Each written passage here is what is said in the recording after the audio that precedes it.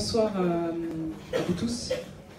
Donc aujourd'hui, nous on est là, le comité, comme Tabi vient de le dire, comité justice et vérité pour Adama. On vous soutient, on soutient les occupants Tolbiac, on vous envoie toute notre force, on vous donne toute notre force. Et on sera à vos côtés, on est à vos côtés. Donc là, vous venez de dire qu'il y a des CRS qui sont dans la fac. Devant la fac, en fait, ça c'est fort en fait. Ça veut dire qu'on envoie des CRS devant votre fac, devant la fac, on est là. Ça c'est des alliances qui sont fortes, des alliances qui sont puissantes. Et ça veut dire que les mobilisations font peur, que les mobilisations elles marchent, mais il faut qu'on soit encore plus fort. On ne va pas reprendre toute l'histoire, en tout cas, depuis notre combat, parce que c'est très très long. Tabi on a parlé rapidement, mais depuis le 19 juillet. Donc pour ceux qui ne sont pas au courant et pour ceux qui sont au courant, mon frère s'est fait tuer à Persan par des gendarmes, 3 gendarmes qui l'ont tué dans des conditions très atroces et qui l'ont laissé pour mort dans la gendarmerie de Persan. Et depuis on se bat. On se bat pour une justice et vérité pour Adama. On a criminalisé mon frère, on a dit que mon frère était mort de cause cardiaque et d'infections très graves. On a dit que mon frère était mort sous l'emprise de la drogue et l'emprise de l'alcool. On a exigé une deuxième autopsie. Le jour de cette deuxième autopsie, on nous fait convoquer à la préfecture de Pontoise pour nous dire que nous sommes des musulmans, que dans la religion musulmane, on enterre le corps dans les 3 jours. Donc ils se sont permis de contacter Roissy et Air France pour que le corps de mon frère puisse partir dès le lendemain et que toutes les personnes qui n'ont pas de passeport, un passeport leur sera remis sur place. On va dire non. On va vouloir nous interdire la marche qui va réunir plus de 5000 personnes à Beaumont le jour même. Ils vont nous dire qu'ils vont nous charger. On va leur dire regardez-nous bien parce que vous allez nous charger, parce que demain on va marcher. À 2 h du matin, on reçoit un message de la préfecture en nous autorisant cette marche. Et on va demander cette deuxième autopsie.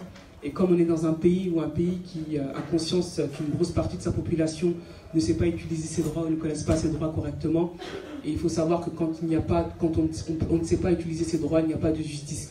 Il n'y a pas de droit sans justice. Ça va ensemble systématiquement, automatiquement. Donc ce qu'ils vont faire, comme ils en ont conscience et que moi je fais partie de ça, ils vont envoyer le corps de mon frère à Beaumont.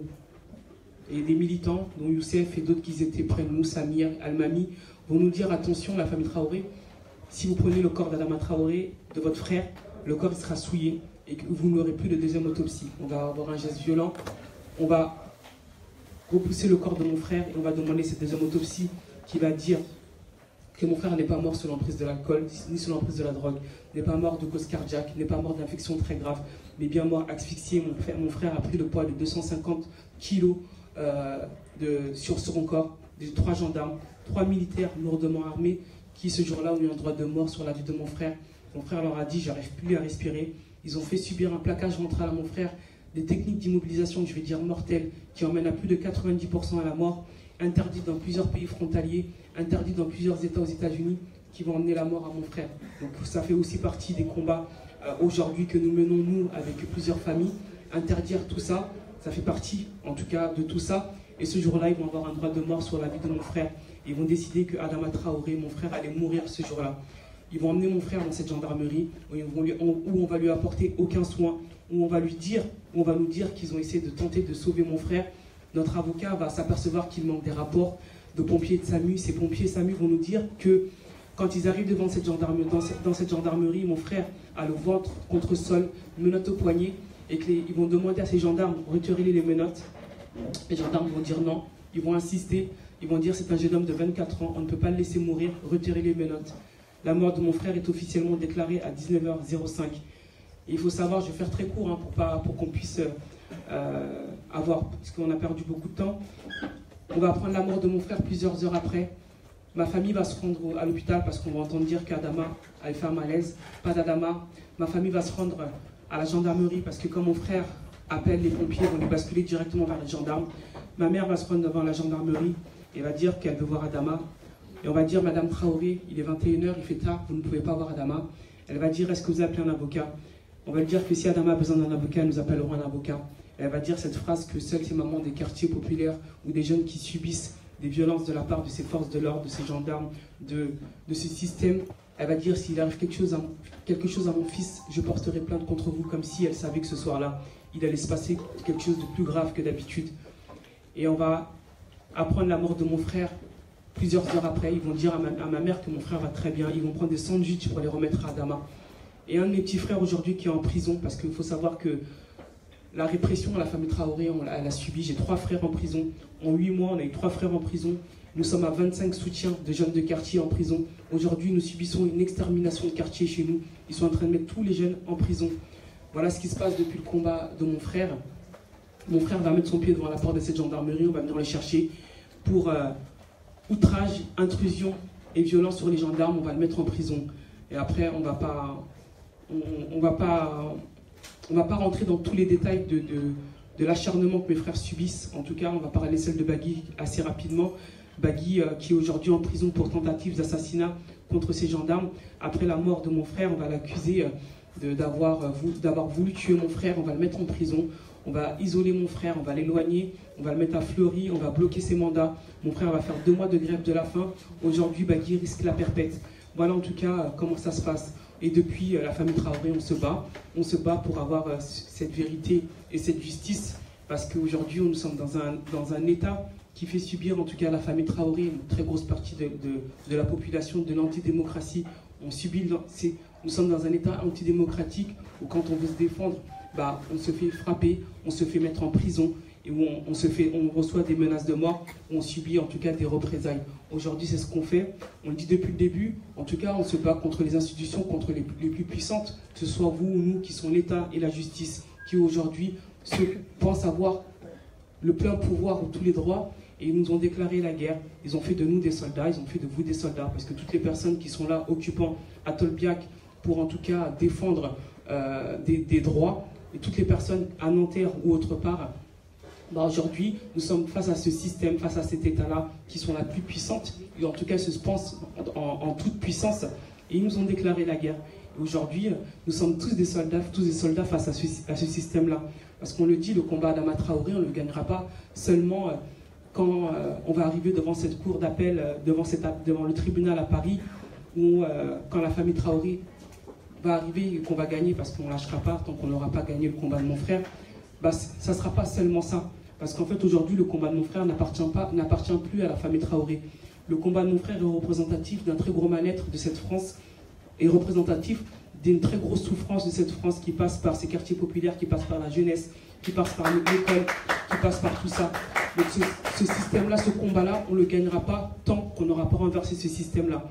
Parce que quand on vient tuer mon frère, on ne vient pas tuer Adama Traoré. Ils n'ont pas une liste de noms en disant aujourd'hui je vais tuer Adama Traoré, demain je vais violer Théo, et après demain je vais tuer Gaï Camara d'une balle dans la tête. Ça ne se passe pas comme ça, c'est le système. C'est un système qui a été créé autour de nos quartiers, c'est un système qui a été créé autour de nos frères, c'est un système qui a été créé autour de ces jeunes garçons qui sont des quartiers populaires, qui sont noirs, qui sont arabes, ou qui n'ont pas la bonne religion. On pose souvent la question, pourquoi on ne parle pas de racisme, mais ce n'est pas un mot qu'on doit marteler, ce n'est pas un mot qu'on doit vous mettre dans la tête, parce que ce qu'on subit au quotidien, ce qu'on subit dans ces quartiers, vous, ce que vous subissez aujourd'hui à travers les représailles que vous subissez, c'est du racisme. Moi, je n'ai pas besoin de vous dire, oui, on a tué mon frère parce que les gendarmes sont racistes ou parce que l'État est raciste. En fait, ce qu'on subit au quotidien, c'est du racisme. Ça veut dire que si vous ne vous rendez pas compte, vous-même, que ce qui se passe dans ces quartiers-là, ou qu'est-ce qui se passe pour ces jeunes garçons qui se font tuer dans nos quartiers, qui se passe qu'aujourd'hui, ou ces garçons qui sont en prison, on appelle ça une extermination de quartier, c'est du racisme. On n'a pas besoin de vous dire, attention, c'est du racisme, c'est raciste ce que vous voyez, ou c'est du racisme ce que vous voyez. On n'a pas besoin de vous dire ça. Vous devez en tout cas prendre conscience quand vous allez devant votre boulangerie, à côté, vous pouvez être spectateur d'un acte raciste. On n'a pas besoin de vous dire, attention, regardez, ouvrez les yeux, ouvrez vos oreilles, c'est raciste ce qui se passe. On subit du racisme au quotidien. Et souvent on nous dit, mais pourquoi vous n'utilisez pas le mot racisme? Mais j'ai pas besoin de vous faire une thèse, on n'a pas besoin de vous faire une thèse sur le racisme, parce que vous vivez autour du racisme. Vous êtes spectateur souvent de racisme. Parce que ce que nous on subit aujourd'hui, c'en est un. Et j'ai pas besoin de vous le dire pour que les gens prennent conscience de ce qu'on vit ou de ce qu'on vit dans ces quartiers-là. Parce que quand on vient tuer, parce que quand ces gendarmes ou ces policiers viennent dans nos quartiers populaires, nos frères, mon petit frère, quand on vient tuer Adama Traoré, quand on vient tuer des Adama Traoré, nos frères, ces garçons-là, ne sont même pas considérés comme des personnes qui sont déshumanisées à leurs yeux. Quand ils viennent dans nos quartiers, ils viennent cagouler, on leur crache dessus, on les tutoie, on les frappe, on les viole, et malheureusement on les tue. Mon frère est mort à cause de ce système-là. En fait, ce système-là, on va le renverser quand on va dire, regardez, ces jeunes garçons, je reprends cet exemple que je reprends souvent, où on me dit, Assa Traoré, que pensez-vous de la journée de la femme? Je dis, mais bien évidemment, il faut continuer à se battre pour que toutes les femmes du monde puissent avoir les droits qu'elles méritent. Et je renvoie la question à cette journaliste, je lui dis, mais face à quels hommes?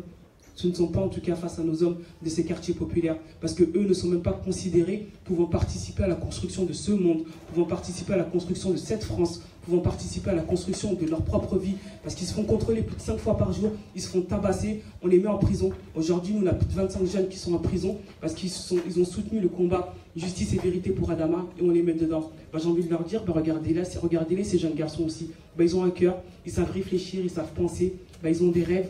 On leur enlever ces rêves-là. Et tant qu'on n'aura pas renversé ce système-là, parce que ce système qui vous attaque vous aussi, sur lequel vous battez, vous avez des représailles, c'est la même police, c'est le même État. Alors il faut qu'on soit plus fort ensemble. Ces alliances-là, on doit les créer ensemble.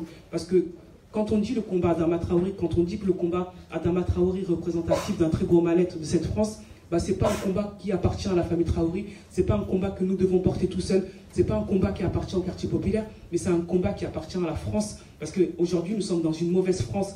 Et quand aussi on veut renverser le système, parce qu'on parle beaucoup de renverser le système, mais on ne renverse pas le système en restant comme ça, en renversant le système, en ayant une France rassembleuse, parce que la France divise son peuple, une partie oppressée, une partie soulagée. Aujourd'hui, quand vous occupez Tolbiac ou d'autres facs, c'est parce qu'une partie de la jeunesse est oppressée, et qu'une partie de la jeunesse va subir, en tout cas, les conséquences de cette mauvaise France-là. Donc ce système-là pour lequel on se bat, c'est le même système.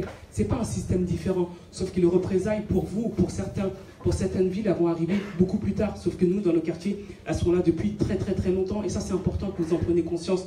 Parce que les bavures ou les violences, ça n'arrive pas du jour au lendemain. Adama, il n'arrive pas du jour au lendemain. Adama s'ajoute à une longue liste de personnes qui sont mortes avant nous. Adama, ça arrive avant Adama, il y a la colonisation. Avant Adama, il y a l'esclavage. Voilà tout ce qui est subi. Voilà sur quoi, en tout cas, nous, on est sur la continuité dans le combat. Donc ça veut dire qu'aujourd'hui, quand nous, on vient, on vous soutient. Parce que ce système qui vient vous frapper, il n'y a pas longtemps, on était aussi chez Honnête. Les femmes, ces femmes et ces hommes qui font du ménage, qui subissaient des pressions, des répressions de la part de la SNCF, c'est la même police qui venait les voir le soir, qui leur demandait de sortir des gares et qui les frappait. C'est le même système, c'est ce système-là qu'il faut renverser. Donc nous on est là, donc les alliances, les bonnes alliances, il faut les faire. Si on veut faire peur, les alliances, il faut qu'elles soient plus fortes. Il faut qu'elles soient plus fortes dans la rue, que ce soit les violences sur les violences policières, que ce soit les violences qui concernent en tout cas dans les établissements ou autres, ou dans le travail, ou ce que les cheminots subissent aujourd'hui. Aujourd'hui, c'est le même système. On dit renverser le système. Si on était plus fort, si on était puissant et si on n'avait pas peur, on se lève tous. Cette France, cette mauvaise France, nous, on se lève tous. On va renverser le système, on rentre à l'Élysée et on renverse le pouvoir et on reprend le pouvoir et personne ne peut rien faire. Et tant qu'on ne fera pas ça, tant qu'on ne pourra pas avancer, tant qu'on ne le fera pas, parce qu'on parle beaucoup de révolution, cette révolution, j'espère qu'un jour on pourra parler de nous, de vous, en disant que dans les années 2000, dans les années 2017, dans les années 2018, la France a fait une belle révolution, a fait une révolution puissante. Parce que si aujourd'hui, vous êtes là en train d'étudier, que ce soit homme ou femme, qu'on soit mélangé dans cet amphi, ou que moi, femme noire, que je puisse prendre la parole, ce sont des personnes qui sont battues pour qu'on puisse avoir accédé à ces droits qui nous appartiennent. Parce qu'aujourd'hui, quand on nous parle de système, c'est un système, c'est pas, on ne quémande pas, c'est un dû, il nous appartient. Donc il faut aller les chercher. Il y a eu des révolutions avant nous, il y a des personnes qui sont tombées avant nous, il y a des personnes qui ont fait de la prison avant nous. Aujourd'hui, nous, on a mes frères qui sont en prison, mes frères sont des prisonniers politiques parce qu'ils se battent pour la justice et la vérité pour leurs frères. On a les amis, on a les soutiens qui sont en prison, ce sont des prisonniers politiques parce qu'aujourd'hui, on est dans un État antidémocratique, cet État antidémocratique qui veut nous enfermer et qui veut nous faire taire et qui envoie des CRS devant pour nous faire peur.